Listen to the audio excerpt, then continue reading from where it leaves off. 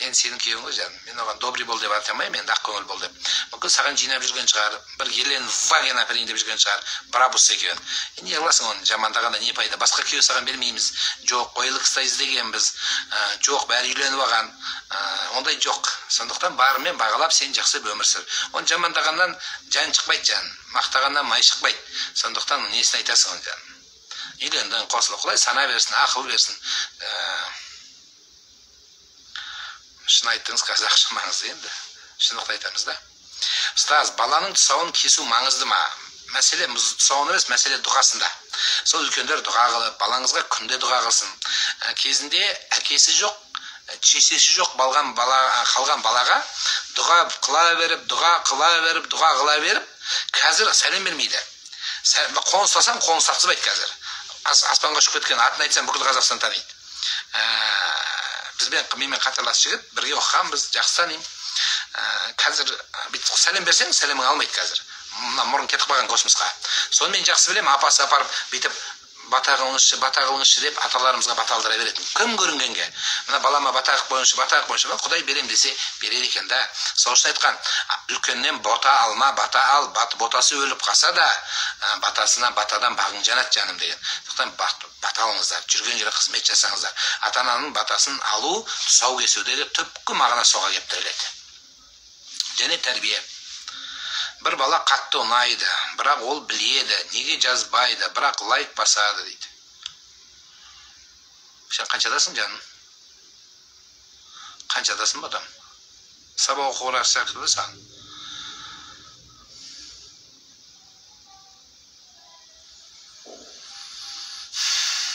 Келіндер сәлем беруге бола ма? Сәлем беру керек.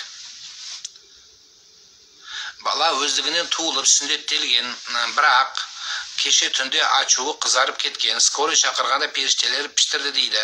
Оған не айтасыз? Қалай түсінуге болады дейді. Былай ғой, хирург періштелер жоқ. Хирург періште, содан кейін барып жаңа стоматолог, басқа періштелер болмайды алтыным. Бұл кішкене елдердің сәл ойындарынан шығалған бір енді армани қияли нәрселер. Айтқан болар едім, баланың біз өзі мынау сказкаға сеніп өстік қой өзі. Дед Морозға сеніп өстік 30 жыл бойы. Сөйтсек физкультураның мұғалімі екен ол. Сондықтан жаным, өзінен өзі чудо болмайды. Осыны түсініңіздер. Ең дұрысы баланы қазір 21 ғасыр хирург деген бар, оташы. Сол біраз хирург отыр, сүндеттеп беретіндер. Соларға апарыңыз, көрсетіңіз. Ол жерде кішкене баланың үрпісінде инфекция жиналып қалады. Сол инфекция жиналған ең ол үсіп, қайырылып, ауырып, ашып, ауырып, тартылып қалады. Бұл басқа өйлі ештеңке жоқ. Кейбіреудің тартылғанда нервім, ауызға сеп қалған сияқты, кішкене тартылып қалатын жерлер болады. Ештеңе етпейді. Сондықтан оны хирургқа апарасыз, хирург өзі тартып, жөндейді. Біздің Құдайға шүкір, Қазақстан медицинасына жалпылама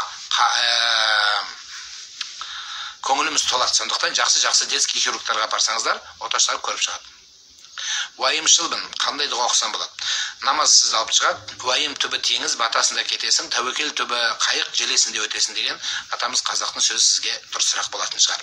Сондықтан намазға тәуекел етіңіз. Жалпы Алла тәуекелді жақсы көреді. Тәуекел деп 9-шы этаждан секіру емес. Тәуекел деген үлкен бір Алланың берген нәрсе. Хасбуналлаху ва ни'мал вакил. Я Раббым Алла, мен сені тәуекел еттім, мен сені уәкіл еттім деп Аллаға уәкілдік қойыңыздар. Кезінде Ибрахим деген пайғамбар өткен. Сол Ибрахим пайғамбар баласы Исмайылды қазіргі мынау Меккеге апарып тастаған кезде, сонда етегіне жабысып, түйемен кетіп баратқан Ибрахимға, Ажар анамыз, кімге тастап баратсың бізді деген. Сені Аллаға тастап баратым деді. Алла солай айтты ма дейді. Иә десе. Онда Аллаға тәуекел еттім, Алла мені тастамайды деп, қазір осы Мекке, бұл кезде Бакка деген жері, қазір керемет үлкен қала болды, мұсылман әлемнің орталығы білесіздер. Сондықтан Аллаға тәуекел етіңіз. Тәуекел сізді барлық жерден алып шығады. Уайым, қайғы, мынау не болады дегенше, сәл жақсы нәрсе емес.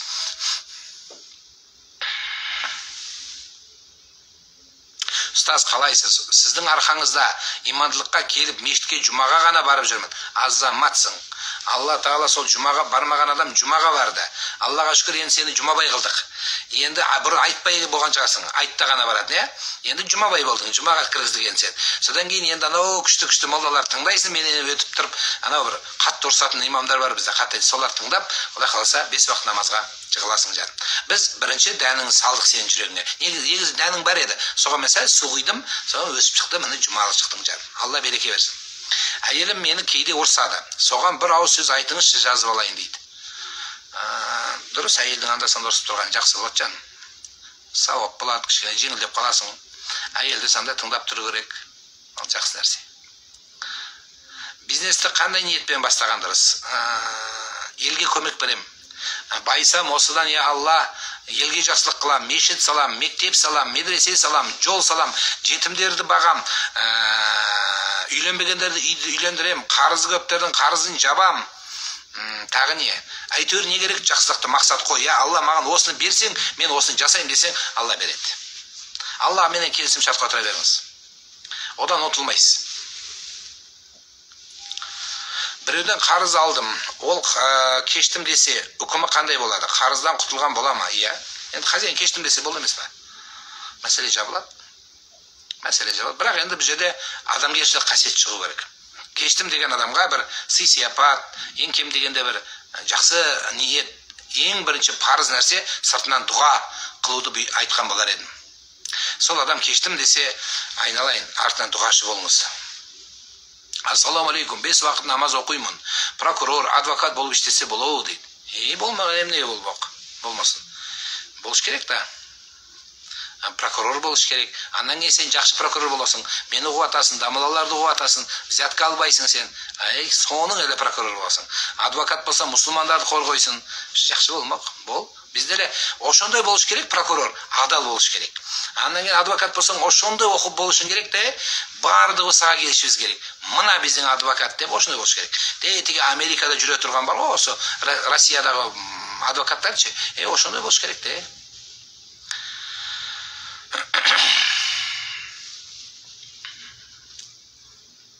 Күнәлар неше жастан бастап саналады? Бала деген періште дейді ғой. Я. Бала деген әртүрлі жаста бала болады. Бірақ бала деген үкімі қайдан шығады? Қыз баланың етеккірі бірінші келуінен басталады. Бойжетуі және ұл баланың бірінші денесінен жаңағы өзінің сүйіктігі бөлінгеннен басталады. Полюция дей ма? Ер кісінде әйел адам алдында міндеттері, ер кісінің әйел адам алдында міндеттері. Осы жер аккаунтта видео бар, жаным көріп шығыңыз. Намаз оқуға болам оранбай. Орану бөлек парыз, намаз оқу бөлек парыз. Қарыз алған адам қайтыс болып кетті, оны кештім, қабыл болады ма дейді. Кештіңіз, қабыл болады. Дұрыс, Алла разы болсын.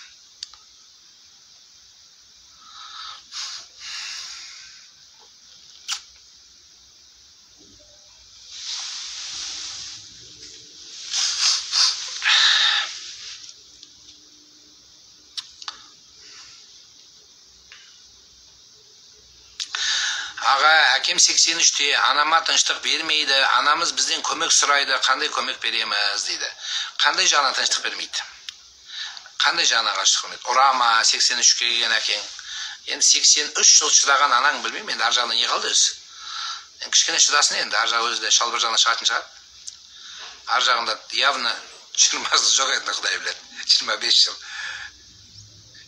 Каши емес шығар, каши бес-бесін емес шығар, барады да бір жеріне, тоқтайды. Сол әкеңе де зар боласың. Сол әкеге де жетемайсың жаным. Сондықтан мен айтқан болар едім, сол екеуінің ортасына кірмеңіз деп айтқан болар едім сізге. Олар өздері шешеді ортасын. Бала ата-анасынан жақсылық жасап, қызметін жасағаннан артық нәрсе жоқ деп айтқан едім. Егер ұрып соғып жатса, онда әлбетте адам қою керек. Мүмкін атаңыз тоқалалғысы келіп жүрген шығар. Есті хат жабасаңызшы. Көріңіз. Әке сіздікі ғой, сөйлесу керек. Неге тыныштық болды? Білмеймін ғой жаным. Аға, жақында анам өмірден өзді. Ол кісі намаз оқымаған еді. Енді анам арғы дүниеде намаз оқығандай дәрежеде жүру үшін мен қандай амалдар жасасам болады? Өзім намаз оқимын, тамашасын. Алла разы болсын, Динара. Күйеуіңіз бар шығар. Күйеуіңіздің алтын әйелі болыңыз. Күйеудің ризалығына жетіңіз. Күйеуіңіз және күйеуіңіздің туысқандары осындай қызды тәрбиелеп берген Құдағиға рахмет деген сөз естісейтін, құлағыңызға жететін болсын. Алла жеткізеді соны. Әрдайым дұғада болыңыз. 5 уақыт намаз оқисыз. 5 уақыт намазда Раббана ғафирли, я Алла мені кешір. Вали дайя, әке шешемді кешір деген сөз айтасыз. соңғы сәлем алдында. Демек сіз анаңызға күніне 5 рет дұға қылып жатсың деген сөз. Бұдан артығы жоқ. Алла разы болсын.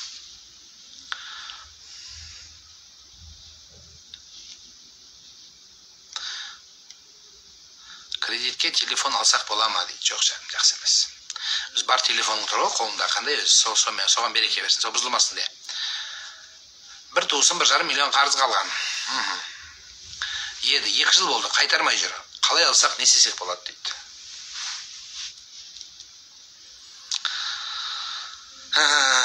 Енді жай айтқан шығарсыз. Үлкендерді қосып көріңіз. Мен айтқан болар едім, бұл қазір заман сондай заман. Қолымен беріп, аяғымен жексұрын болатын заман. Пайғамбарымыз саллаллаху алейхи ва саллям айтады, қарыз күндіз абыройсыздық дейді, түнде ұйқысыздық дейді. Сондықтан Аллах Тағаладан сұраңыз, дұға қылыңыз. Егер сол 1,5 миллионға күніңіз қарамаса, туысқандықты ортаға қойып, я Алла деп соны ары қарай ұмытқан жақсырақ шығар. Енді оның ары намысы жоқ болса не істейсің? Не істейсің? Оның деңгейі сол.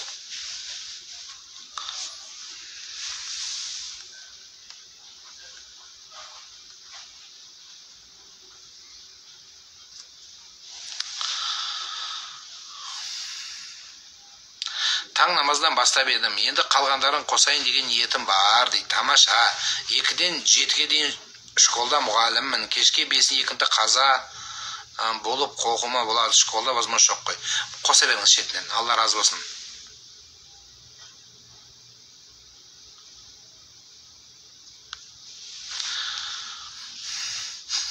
Ұстаз, экзаменде жақсы баға алу үшін дұғалар болады дейді. Жоқ андайды, сабақты оқы жан. Алладан көмек сұра. Өмірлік жолдасты қалай тапсам болады? Жасым 34-те дейді. Жаным, оу, сен енді көзді жұмып іздейтін уақытта келсің ғой же. Болды енді. Сен армандап жүретін уақыт кішкене өтіп баратыр.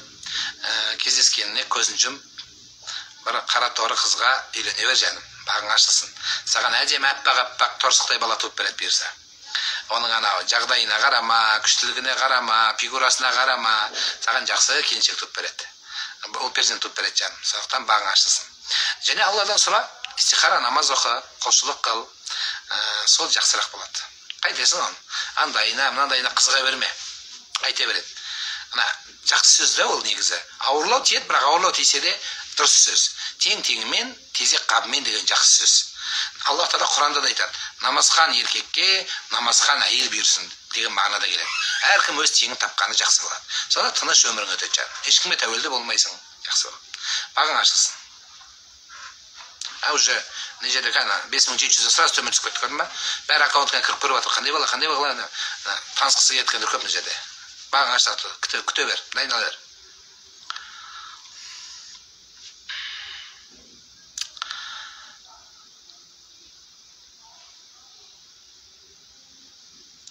Христиан діндегі адамдарға қызығушылық танытуға бола ма дейді. Неге болмайды? Неге болмайды? Дін емес, оның оқуына, біліміне, талпынысына, Америка Құрама Штаттарына неге қызықпаймыз? Әділеттік, алдау жоқ, коррупция жоқ, пәре беру жоқ, болмайтын сасық дүниеге ешкім қарамайды. Бір тиын болса да әділетті. Біздің мұсылмандар Америкаға барғанда айтады, ислам жоқ, бірақ исламның ізі бар екен, әділеттік бар екен депті. Ислам болмаған жерде әділеттік болса, ол да үлкен бір рөл. Бізде ислам бар дейміз, бірақ әділеттік жоқ қой бізде, өзіңіз көріп тұрсыздар. Сондықтан әділеттікке келуіміз керек. Осы пәре, осылай нәрсенің бәрінен құтылуымыз керек.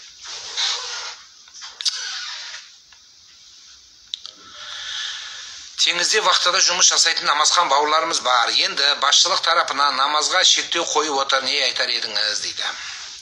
Мен айтқанмен не өзгереді жаным? Сол жерде теңіздің имамы бар. Сол жерде ресми сіздерге келіп тұратын имамдары бар. Мүйізі қарағайдай, сәлдесі мынандай имамдар бар. Тілі бар, кішкене авторитеті бар, ютубтан түспей жүрген, суретке көп түсетін имамдар бар сіз жақта. Солардың үкімі жүреді маған қарағанда. Мен шеттемін жаным. Сондықтан сол имамдар келіп айтып, басшылықтарыңызбен сөйлесу керек. Жергілікті имамдарыңызға жазыңыздар, муфтиятқа жазыңыздар. Сол жақ қарау керек. Өтіріп әжіп намазды жолдасыма үйіп оқыған дұрыс па? Бастапқыда үйреніп жүрген болсаңыз болады. Естіше басаңызшы. Алла тағала үлкен қажылыққа шақырсын деп дұға жасаңызшы дейді. Әмин, әмин, әмин. Ұстаз, достарым харам істерін дейді. Қоймайды, айтсақ та мән бермейді, не істесек болады дейді. Сен өзің жасап кетпе соларға ілесіп жүріп. Оларға Құдай инсап берсін, сана берсін. Тайяб банкі қалай көз? Мен ештеңе айта алмаймын, банк системасын білмейді екен. Мен білетін нәрсені айттым. Бірақ ондай банктардың системасын мен білетінім қазіргі анау екінші дәрежедегі банктардың дәрежесінен сәл мәселелері артықтау екенін анық білемін. Яғни процент мәселесі қиындау дегенім ғой. Көріңіздер, бірақ қандай екен мен жақсы үшін білмейді екен. Соның мамандары бар. Асыр намаз бен ақшам намазы қаза болып кете береді. Құптаннан кейін қазаға оқыса бола ма? Қаза оқыла береді. 1-2 жыл болды, ұйықтай алмаймын дейді. Докторға көрін жан. Бұны докторға көріну керек. Шет елге еліктесек дұрыс емес пе дейді. Ғылым жағына еліктеңіз, білім жағына еліктеңіз, мәдениет жағына еліктеңіз. Жақсы нәрселері бар, олардың да үйренетін. Бірақ жаңағы бір жыныстылық, одан кейін барып гомофобия сияқты нәрселер бізде көбейіп, біздің дәстүрімізге сай емес нәрселерден қашуымыз керек. Біздің қазақ руханиятын, қазақ салт дәстүрін, санасын бұзатын дүние біздің жолымыз емес. Әлбетте олардың ғылымы, білімі, қолыңыздағы тестаған телефон Қазақстанның телефоны емес қой. Қазақстан тұрмақ, іргемізде тұрған Ресейдік емес. Сондықтан әлбетте еліктеу керек шығар. Жолдасың қарсы болса, намаз оқып бастауға болады ма? Болады, бастауды керексіз. Намазға күйеудің ризалығы керек жоқ. Бірақ ризалығы керек жоқ деген сөз таяқ жейтін дәрежеде сен о намазымен қоса ұрып тастамауға алып келмеу керек. Кейбір апайлар бар, маған жазады күйеулері. Менің әйелім дейді, дәретханадан шықпайды дейді. Туалеттен қайтып кіреді, туалетке қайтып шығады. Білмеймін не істейтін дейді, шомылама білмеймін дейді. 45 минут шомылады, 45 минут дәрет алады дейді. Мейлі оны енді намазға тұрғанда тағы да 45 минут оқиды дейді. Адам сияқты бір шай іше аламын мен дейді. Бала шағалар былай қойды дейді. Жоқ, маған жолыма не намаз оқимын деп айтады дейді. Осы сияқты болып кетіп жүрмесін. Біздікілер өзі қазекең,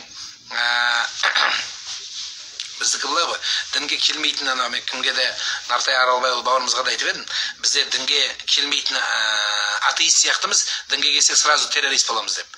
Бұл не нәрсе? Бұл дұрыс емес. Біз ортамен жүрсеңіздер, әйел адам намаз оқыса, елден бөлініп кетпесін. Сол сияқты еркек адам дінге келсе, анау харам деп тіл тигізбеу керек. Анағында тіл тигізіп, ағайыннан безіп, туысқаннан безіп, бұл жақсы қалып келмейді. Бұл нәрсенің шегі болу керек.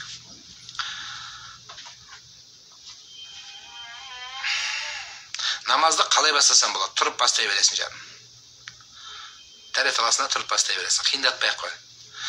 Алдыңа қағаздар жайып қоясың, кітаптарға қарап, былай қарап оқи бересің. Мешітке барсаң, тез үйретіп қояды.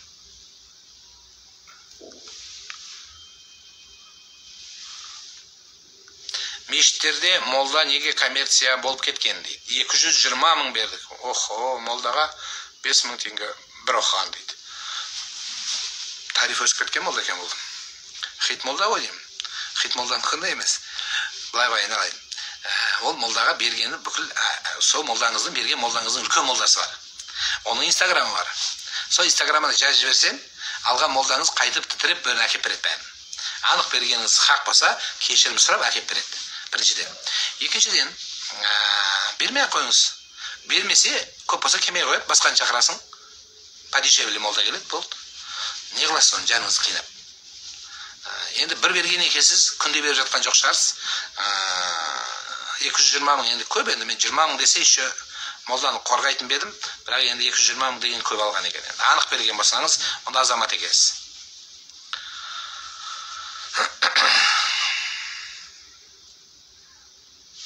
Қазіргі инста имамдардың арасында бір-бірмен подписчик жарысы бар ма? Жоқ, жарысы. Подписчик маңызды емес. Подписчик не маңызы бар? Егер сен тыңдамаса, сөзің өтпесе, не керегі бар оны айтыңызшы. Алланың алдында, подписчик көп молда кеңдер, былай шығыңдар деп айтпайтын шығар. Хит болғандар, блогер болғандар деп айтпайды. Алла сақтасын. Сен соған лайықты болдың ба мәселе сода.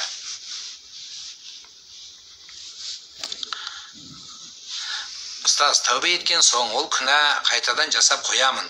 Уже тәубе етуге ұялам қайтадан дейді.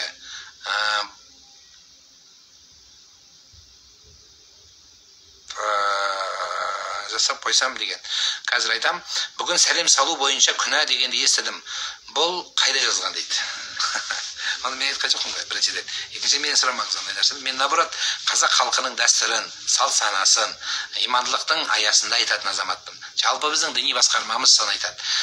Ол анау Кавказдан уахабистер қашып жүрген сәләфилердің айтып жүрген нәрсесі. Оған мән бермеңіз. Айта береді олар. Олар далбастай береді. Сәлем салу керек біз. Тағы да айтам. Өткенде мен әдейілеп бардым бір жағы.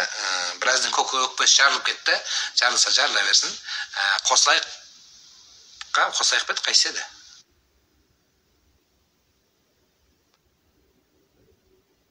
Бір болайық. Қосайық. В общем, махаббат передачасына бардым. Соны көбіңіз көрдіңіздер. Сол жерде бір жағы неке қиғанның қандай өту керек екенін көрсеттім. Көп неке қой. Жаңағы айфонға махаббат сұрап жүргендерге біраз сабақ болсын дедім. Содан кейін қыз балаға сол жерде сәлем салдырдым. Бүкіл қазақ, бүкіл әлемге ана ютубта тұр, көріңіздер. Сол жерде келінге сәлем салдырдым. Ертең мына менің қарындастар күйеуге шықсаңыздар, молда келіп сенен Бәленбайдың баласы Түгіленбайға күйеуге шығуға ризасың ба дегенде, я ризамын, давай тез қисайшы деп айтпа. Ұят болады. Қыздар сөйлемейді некенің үстінде, басын изеп қояды. Үндемейді немесе. Ал қазақ дәстүрінде келін бала сәлем салады. Тұрып тұрады, молда отырмай, жаңа неке қиғандар молда отырса, яки тұрып тұрса, ана екі жаста тұрып тұрады, олар ана мекенің алдына беделі құрметі бол керек. Соны тұрып тұрасың, әлі праваң жоқ отыруға, соны имам сұрайды. Бәленбайдың баласы бірінші қыздан сұрау керек, негізі баланың сөзі өтпейді, бұл жерде қыздың сөзі бірінші. Десе де біз еркекті құрметтеп, өз басым еркектен бірінші сұрайым. Бәленбайдың баласы, қызы Түгіленбайға күйеуге шығуға ризасың ба? Ағайын жұп қып алуға ризасың ба десем, бала ризамын деп айтады. Бұрынғы аталарымызда біздің Орта Азияны татарлар біраз тәрбиелеген білесіздер. Сол кезде қолдарына қағаз беріп, мына үлкен кісілердің бәрі жақсы біледі мені. Бұл мәселені. Куәдірміз, күрәлікке жүрадірміз, хақ тағала алдында сізге біз куә боладырмыз деп татарша соны айтып берген. Біздің ауылдан тыңдап отқандардың көбі білетін шығар, сөйтіп некелері қиылған. Ал енді қазір енді современный қыздың енді бет ашық, үстінің бәрі ашық болып, жан-жағын бәрі ашық болғаннан кейін оның бәрі қалып қойды ғой енді. Сондықтан сол жерде сұраймыз. Бәленбайдың қызы, Бәленбайдың баласына күйеуге шығуға ризасың ба деген кезде қыз сәлем салады. Мына сәлем салмай жүрген қыздар, құрметті қарындастар, сәлем салыңыздар. Оның көп пайдасы бар. Пайдасына шексіз пайдасы бар. Ол үлкенге құрмет. Сізге сәлем салған келінге қайната ене сөйлей алмайды, мен сізге айтайын. Бір сөйлейді, екі сөйлейді, үш сөйлейді. Соны туысқандар бәрі жинап, сен жындысың ба дейді. Мынандай келін, супер келіншек, өзі сәлем салады. Біз ана іспен көреміз ғой, біз аның ішіндегі арамдығын ешкім көрмейді, ісі көрінеді. Сондықтан ісіңізде сәлем көрген кезде, сәлем бәрі туысқандар айтады. Сен енеңе айтады, сен деген дұрыс па, мынандай келін дейіл таба алмай жүр, қой деп бәріміз ұрсатын боламыз. Сен сәлем сала бер жаным. Оның осындай пайдасы бар. Одан кейінгі пайдасы құрмет болады. Сол әулетке сіңу болады. Сол әулеттің үлкендеріне сенің дәрежеңнің қандай екенін көрсетесің. Ата-анаңның тәрбиелі екенін көрсетесің. Сені осындай оқытып шығарып тәрбие бергендігіңді көрсетесің. Кекірейіп бейт тұрғаннан абырой шықпайды саған жаным. Сондықтан өз жағыңды көтересің, өз абыройыңды көтересің, өз ата-анаңды көтересің. Келін болса осындай келін болсын деп осыны көтересің. Ол аз ба? Содан кейін белің грыжа болмайды. Тағы бір пайдасы бар сәлем салғанның. Белің грыжа болмайды. Вообще керемет болды. Йога, бесплатный йога. Ақша төлеудің керек жоқ. Сондықтан осындай болсын жаным. Сәлем салыңыздар. Көрген ағалаға, қайналағаларға сәлем салыңыздар. Енді мен бір кішке біздің келіндер бар, енді келін дегенде бауырларымыздың әйелдері, базарда салады. Базардың ішінде қуып салатын бар. Анау Ерболат Төлегенмен қосылды бауырым. Соның үйде келін, Алла разы болсын, базарда салады. Өзім қайстанам. Бұл анасының тәрбиесі бар екенін көрсетеді. Бір мақтап қояйын қазақтың келіндерін. Солай жаным. Мейлі біз жақта жоқ деген сөз, салыңыз сіз бастаңыз. Енді жоқ десе жоқ болып жүре береміз. Бастасаңызшы бәрі шалқасынан түссін. Білем, шығыста жоқ. Добрый утро, здравствуйте деп айта береді, привет деп қоя береді. Жоқ, сіз бастаңыз соны. Біреу бастасын да соны. Бізде жоқ деген бола ма екен сол? Біз бастайық, соны дәстүрге кіргізейік. Біз бәрімізге бір қазақпыз біз. Біздің түбіміз бір, тұғырымыз бір, дініміз бір, салтымыз бір, жолымыз бір, қабіріміз бір, Құдайға деген алдында иманымыз бір. Өлігіміз де бір, тірігіміз де бір. Сондықтан енді бізде шығыста жоқ, батыста бар, батыста жоқ, оңтүстікте бар. Жоқ. Мен білем, кимешекке дейін айырмашылық бар бізде. Бұл жақсы бәрін бір типқа келтірген дұрыс емес. Бұл әр өзінің облыстың типі қалу керек. Табақталып, бата беру, табақталмай. Ал бірақ мына сәлем салу, балалардың әкелерінен бата алуы, одан кейін тамақты үлкендер бата бермей тұрып жемеуі. Қазір дастарханның үстіне отырып алып аузына тыға береді балалар. Бұл әдепсіздік болады. Қай облыстың азаматы болсаң да, үлкендерді отырғызып, қаны рұқсат па деп бала битсе, мейлі, бұл керемет жақсы тәрбиелі сөз болады. Осыны жасайық біз.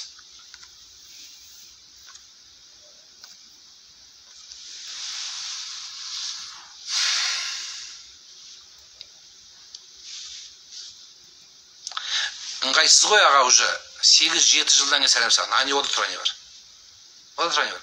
Енді араққа үйреніп қалдым, мен енді 7-8 жылда қоя салғам деген. Намаз оқыған жоқ еді, мен өле берейін осылай. Неудобно енді деген. А мама деп айтпасамысың. Мысалы сен енеңді мама деп айтпайсың. Сәуле Көлбаевна деп айтасың. Сонда енді бір күні мама деп айтсаң, айтпаймын, мен ыңғайсыз ғой демейсің ғой. Бастаңыз. Не ода тұрған не бар? Ертең сізде сондай қуаныш көресіз, сізде балаңыз үйленеді, сізде қызыңыз ұзатасыз, ода тұрған не бар? Енді былай бірінші неудобный болса, айнаға қарап салып үйрен өз-өзіңе. Айнаға қарап салыңыз бірінші. Как будет смотреться? Айфонды қосып қойып өйтіп, соңын алыстан жүгіріп келіп сәлем салып жатып былай үйреніп, тренировка жасап үйренсем, жақсы болады.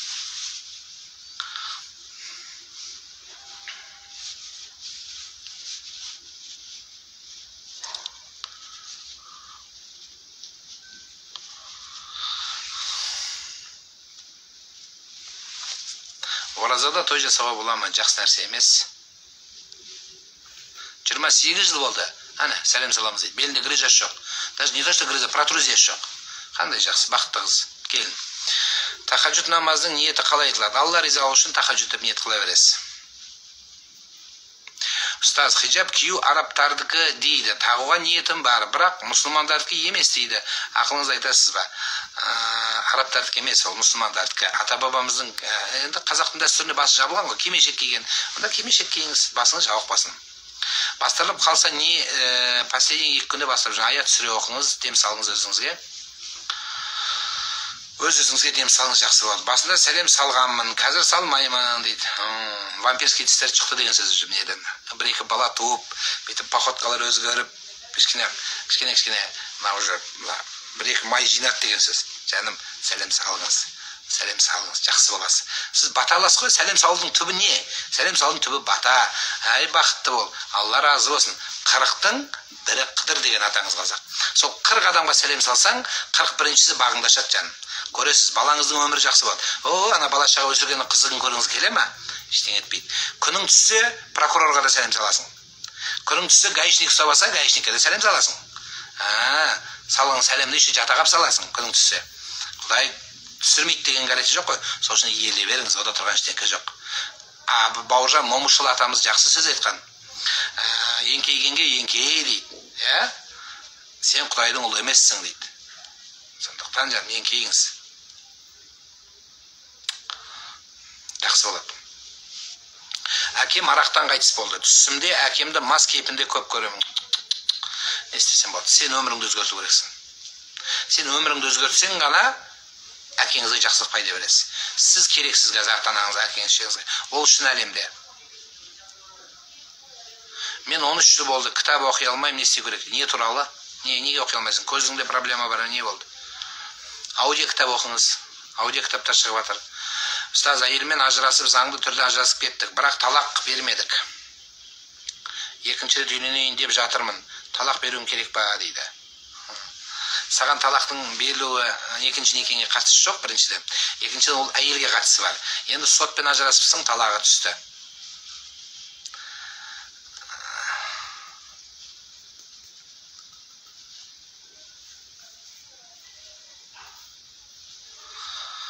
Саху сәждесі қалай жасалады? Саху сәждесі намаздың соңына дейін оқып бітіресіз. Жалғыз оқыған адам бір жағына сәлем береді, екі жағына сәлем береді. Имам бір жағына, имам оқысаңыз бір жағына сәлем бересіз.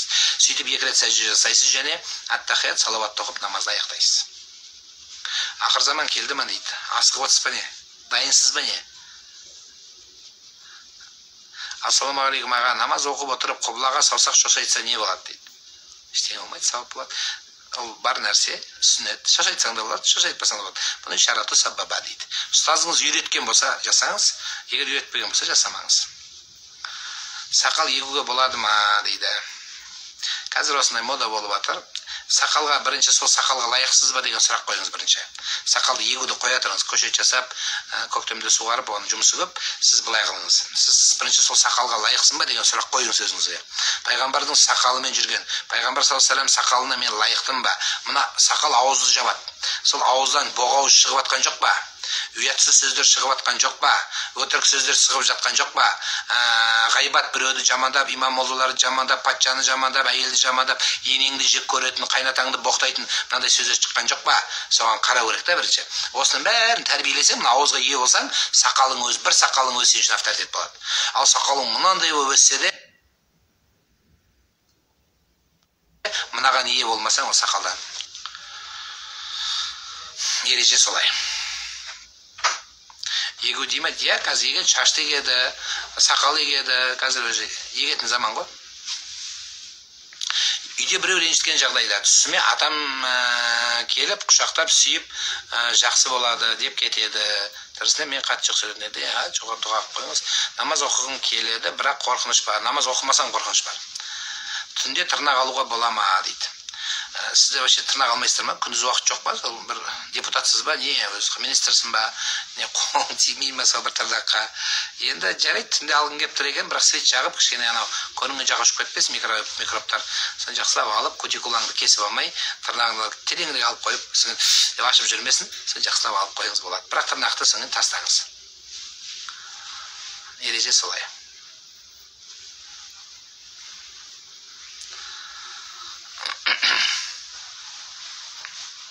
Аға, қайтқан інім үнемі бала кейпінде түсіме кіреді, нені білдіреді дейді.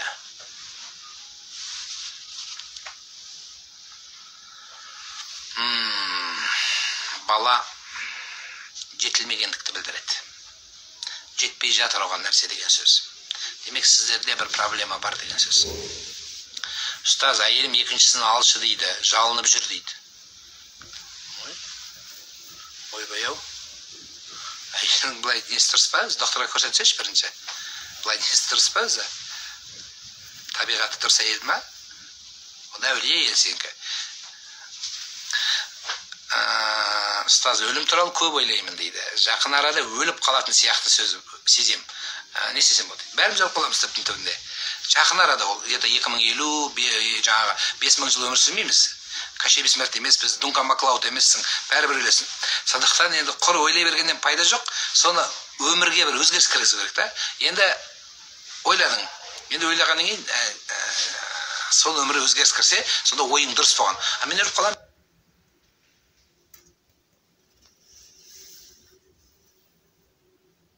Мен өліп қалам деген ештеңе өзгермейді. Защелкін жауып кетіңізші полный есікті.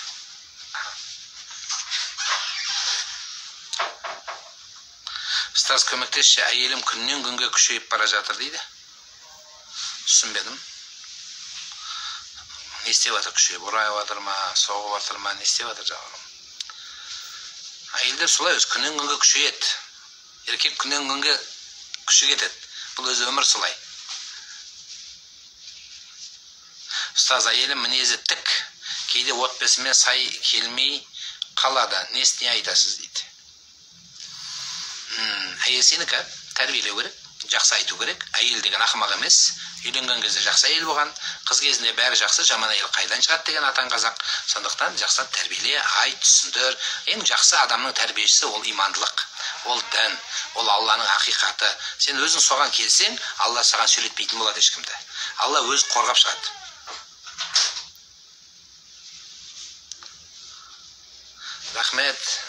Рахмет бауырым. Әбеке, Алла разы болсын жаным.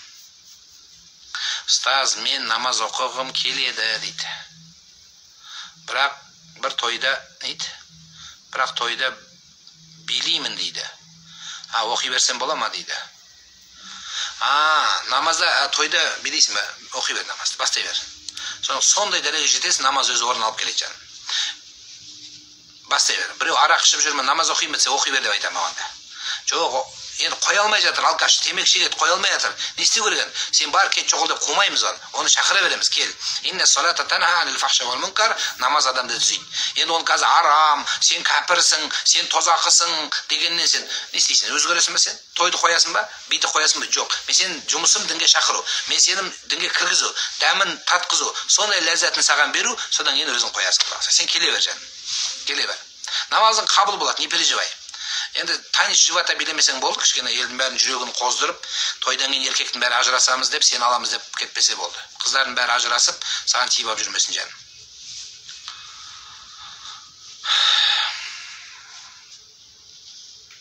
Кішкене ма, иманды билесеші сәл-сәл, чуть-чуть иманды биле. Үйде жамағат болып намаз оқыса, 27-сі сауап санала ма? Жамағат сауабы болады, бірақ енді 27-ге жетпейтін шығар, өйткені ол жерде мешіттің үкімі бар.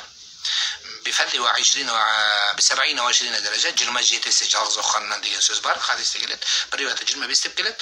Десе де мешітке барғанның сауабы болмай қалады бұл жерде. Бірақ жамағат жүреді. Ұстаз, балалар бауырмашыл болып өсу үшін қандай ақыл тәрбие берсем болады? Көп төбелеседі дейді. Имандылық қалып келсең болды. Имандылықты үйретсең, мұсылманға бауыршылмашылық бірінші орында тұрады. Жақсылықты, міне, қанша жыл болды сіздермен эфир жүргізгенімізге, жақсылықты бауырға істе деп жатырмыз. Америка, Африкаға істеме деп жатырмыз. Өз еліңізге жақсылық жасаңыз. Енді осы үйреткен дін бауырыңнан бездеп үйрете ме? Ал біздікілер неге бауырдан безіп жатыр? Білесіздер ме? Өйткені бізде жақсылық жасамайды емес, бізде міндет көп. Біздің қазақ қазір сіркесі су көтермейді, міндет айтамаймыз біз. Міндет қылып айта береді. Не айта бересің саған? Не болды соншама? Деп айта беретін болып қалдық. Сол үшін айтпақ болғаным, жақсылықты дін ғана түсіндіріп бере алады, имандылық ғана түсіндіріп бере алады. Айта берсең, Қаздауысты Қазбек би атамыз айтады. Балаңа айта берсең қадірің кетеді, атыңды ұра берсең күшің кетеді дейді жаным. Сондықтан айта берген, мен бауырмын, мен саған жақсылық қылғам, мен саған ботинка бергем, школда саған қорғағам, сен жылағанда жаңағы бетіңді сүртіп бергем, сен қиналып жатқанда қарызға ақша бергем дегенді бәріміз айтамыз, бәріміз естиміз. Неліктен? Өйткені біздің ең басында имани нәрсенің кемдігі. Иманда, жүрегінде иманы күшті болған адам ешқашан міндет қылмайды, ешқашан санамайды ол. Ол кімнен үміт етеді? Ол Құдайдан үміт етеді жауапты. Ал біз адамнан үміт еткеннің, Абай атамыз айтпақшы, бүйірің шығудың орнына көзің шығатыны сол. Сол үшін бауырмашылық қылғыңыз келе ме бір-біріңізді? Имандылыққа үйретіңіздер баланы. Сол ең маңызды нәрсенің бірі.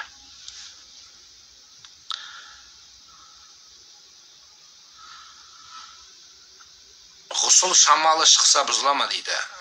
Ғұсыл шықпайтын шығар, басқа нәрсе шығады ғой. Бұл жерде талас бар ғалымдардың ортасында. Егер сіз нәрсе ұрық мәселесін сұраған болсаңыз, ол атылып шығу, жай шығу мәселесі айтылған. Намазда наушникпен оқыса бола ма, оның артынан қайталап дейді. Жаңадан бастасаң бола береді.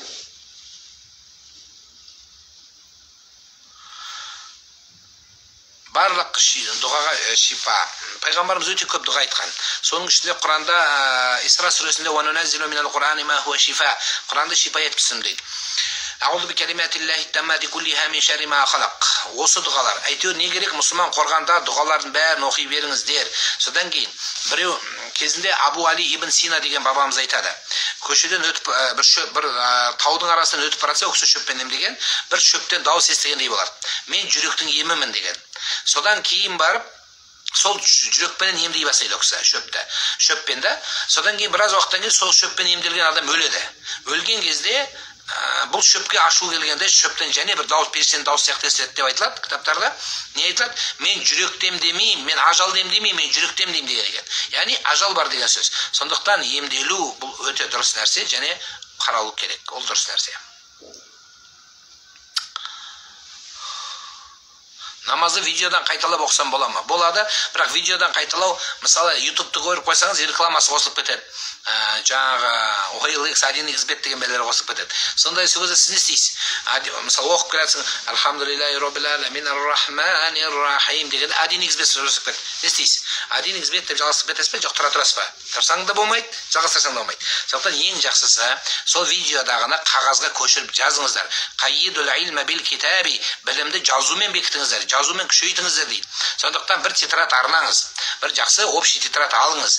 Бір жағы школдағын бәрін есіңе түсіресің. Жазуды сауатсыз жаза бастадық біз уже. Телефон бәрін аудиомен кетіп. Соны жазуды үйренесіз. Почеркіңіз бұзылып кетті уже. Сондықтан алыңыз да бір тетрадь арнаңыз. Намаз деген жақсы сөздерді, жақсы ұлағатты менен естіген басқа менен зор-зор ана әлемді аузына қаратқан ұстаздар көп бізде. Солардың барлығын аласта сөздерін жаза бересіз. Мынандай жақсы сөз естіп келесіз. Кейде бір ұнамайтын құдағиларды бір нәрсе айтып қалады, соның бәрін жазып алып келесіз, түсіре бересіз. Кейін дүниеден өтіп кетсеңіз, бұл балаларыңызға бір еңбек болады, өсиет болады, тура жол болады. Ол кітапты оқыған адамның сауабы сізге бара береді. Кейін Құдай берсе, балалар кітапты басып шығарады артыңыздан. Міне анамыздың осындай бір жүріп өткен жолы бар еді деп. Сондықтан жазыңыз. Жақсылық жазу үшін. Және үлгергеніңіз өзіңізге де пайдалы тез. Видеодан онша көп әсер аздау болады. Сақал өзінен өзі өскісі келмейді, өсіргім келіп жүр дейді. Сауапты өсір. Оны айтқанбыз талай. Сауапты өсір, сақалды қоя тұр. Пожалуйста, ответьте на мой вопрос. Я ваши вопросы не увидел абсолютно. Намаз оқып жатқандар бір тал шаш шығып қалса не болады дейді. Ештеңе болмайды.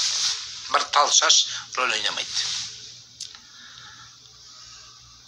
Енді рөл ойнамайды екен деп шығып қойма антенна ағып, неден бір антенна, мына жерден бір антенна. Енді жабық болған дұрыс. Енді көрмей қаласың, кейде болып қалады шетінен. Ештеңе бит. Әуреттің 3-тен 1 ашылса, 3-тен 2 деп айтылған жері бар, 3-тен 1 деп айтылған жері бар. Ашылса ғана, және ол бір рүкін бойына тұрса. Мысалы, орамал шешіліп қалды. Мысық келді, балаң келді, орамалды тартып қалды, кішкене ашылып қалды дейді. Мейтіп қайтып түзетіп қойсыз да, оқи бересіз, ештеңе етпейді.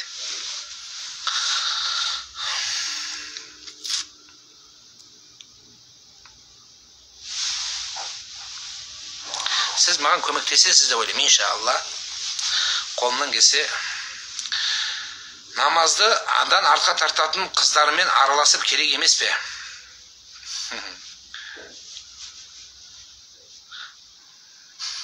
Не істейсіз? Кальянға үйретеді сені, жүр дейді, ода тұрған не бар дейді. Әлбетте адамды бұзатын қасындағы жорал жолдасы ғой. Аға, адамға мысық зиян ба дейді. Мысық зиян емес. Тиіспес сол мысық ең жүре берсін.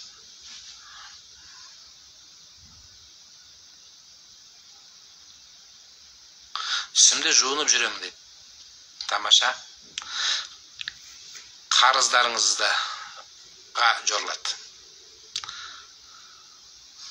Әйелім мені кейде ұрады, соған бір ауыз сөз айтыңызшы дейді. Сен ойнама балам, бауырымсың ба кімсің?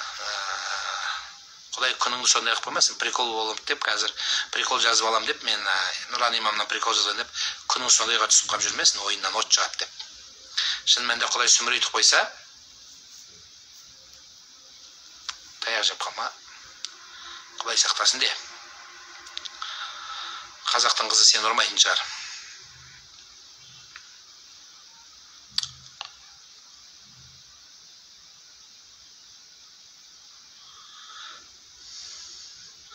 Ислам кеңден білмей қалған нәрсе күнә болмайды. Не болса соны қиындаудың қажеті жоқ.